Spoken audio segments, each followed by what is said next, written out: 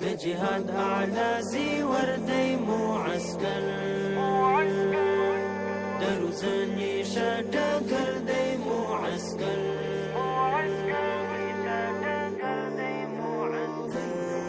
د جهاد اعلی زیور دی معسکر. د ځانګړو قطعاتو ریاست د ځانګړي عملیاتي قطعي قومندانۍ څخه 22 تنه مجاهدین او منسوبین فارغ شول. یو ښکلا د استشهاد پکې پرته ده. د کورنیو چارو وزارت د نشه یي توکو پر وړاندې د مبارزې معینیت اړوند د ځانګړو قطعاتو ریاست د ځانګړي عملیاتي قطعي قومندانۍ څخه 22 تنه مجاهدین او منسوبین د نظامي معسکر له زده کړو وروسته فارغ شول. د یادو علمي مراسمو په ترڅ کې د ملکي چارو مرستیال الحاج مولوي عبدالرحمن قاسمي صاحب، د دفتر ریاست رئیس الحاج مولوي حسیب الله احمدي صاحب، یو شمیر نورو رئیسانو، مجاهدینو او منسوبینو ګډون درلود. په مراسمو کې مولوي عبدالرحمن قاسمي او مولوي حسیب الله احمدي په وار سره ویناوې وکړې. ویناوالو د مسلکي زده کړو د علم او عالم پر فضیلت خبرې وکړې او له فارغ شوي مجاهدینو او منسوبینو څخه یې وغوښتل چې د پوهې او زده کړو په ډګر کې ځان له نړۍ سره سیال کړي. الله هغه ذات دی چې تاسو یې پیدا کړي یاست په مځکه کې یا له مځکې څخه، او الله تعالی ستاسو غوښتنه کړې ده چې آبادي وکړئ په دې مځکه کې.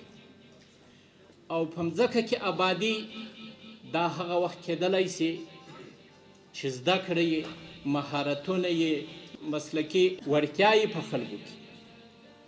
تاسو ګورئ الله تعالی چې آدم علیه السلام ابوالبشر په دا مځکه کې پیدا کړي، تر ټولو هغه لوی نعمت او چې تر هر څه د مخه الله تعالی ورکړی دی هغه څه دی؟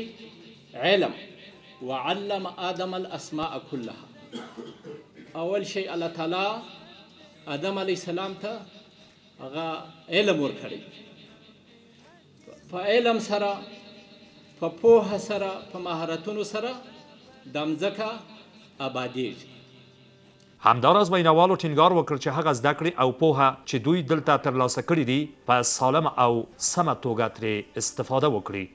ګورئ ورونو، الله تعالی فرمایي آیا برابر دي هغه کسان چې دوی علم لري، پوهه لري، د چا سره د هغو کسانو سره چې هغه پوهه نه لري، علم نه لري، زده کړې نه لري، مهارتونه نه لري، اعداد یې نه وي کړی؟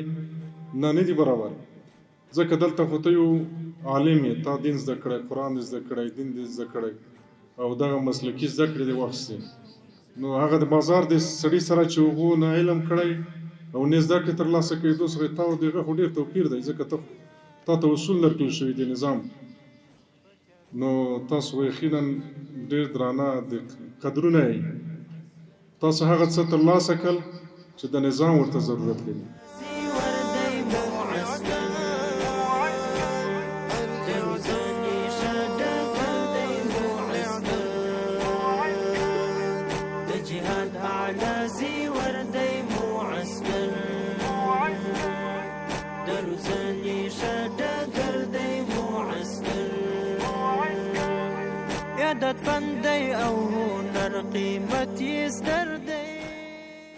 غونډه د ځانګړو قطعاتو د رئیس ملا امان الله حاجي قاضي صاحب په دعا سره پای ته ورسېده.